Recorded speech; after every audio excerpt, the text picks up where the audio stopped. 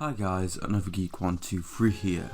So I'm back with another Sonic video today, continuing the videos going through the production of the games.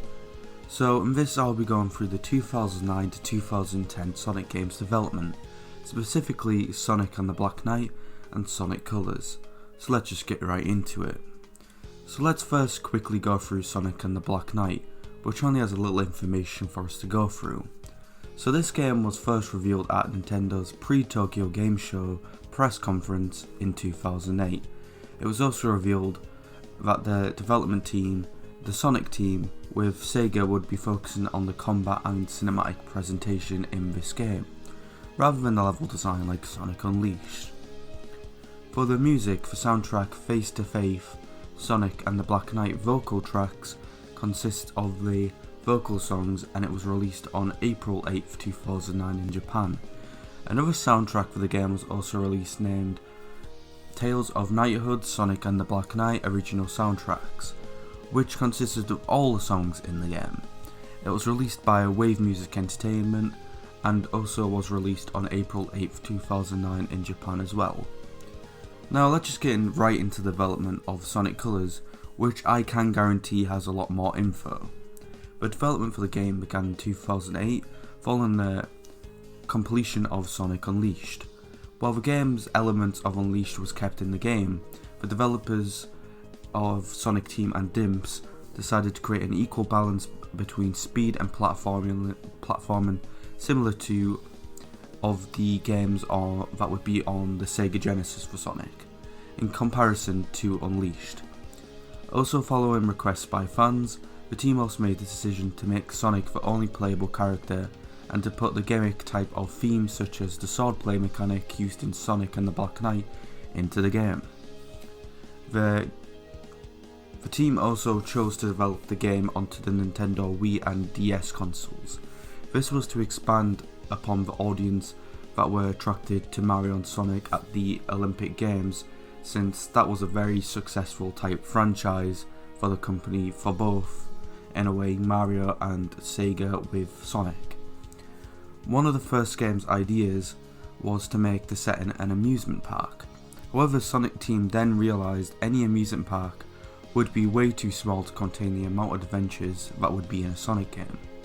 This then resulted in the idea of it being an interplanetary park.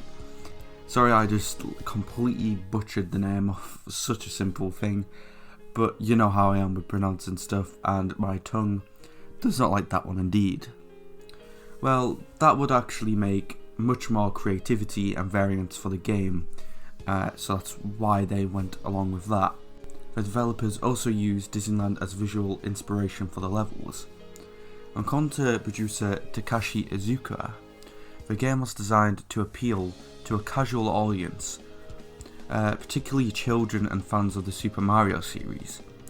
This was promising to most people, but this did not please fans of the recent Sonic games around that time.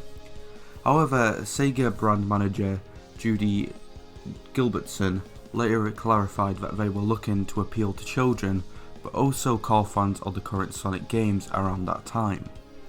The script of the game was written by Mad World and Happy Tree Friends contributors Ken Pontac and Warren Graff. The game also is one of the first games to not have the English voice cast from Sonic X anime series, following the major recasting of the franchise in 2010, with Roger Craig Smith assuming the role as Sonic. Sega first announced the game in a blog post on May 26, 2010. Demo versions of the game were playable at the Electronic Entertainment Expo 2010, Gamescom 2010, the Penny Arcade Expo 2010 and the Tokyo Game Show 2010. On November 4th, 2010, Sega had Sonic Colors themed ice skating event at Brighton Park in New York. Brady Games also published an official strategy guide which launched alongside with the game. The game was first released in PAL regions on November 11, 2010, followed by a North American release on November 16, 2010, and finally in Japan on November 18, 2010. People also pre-owned the game in North American GameStops received a Sonic-shaped hat. A special edition of the game was also sold in Europe, which featured figurines of Sonic and the Wisps. Very new characters in this game, which isn't in the script, but I couldn't really find, unless you guys can, but I couldn't find core things, but I've heard that they were involved in the game to have more diversity in the Sonic franchise in a way. But take that as sort of a rumour, but that's what I've heard, and if you guys could find a little bit more info to prove me wrong or actually prove that right, please just, I'm not begging you to find it, but if you have some spare time and you want to look more into this game and help out, that would be brilliant. The game's score was composed by Tomoya Otani. It was also written to be more energetic than previous entries' scores.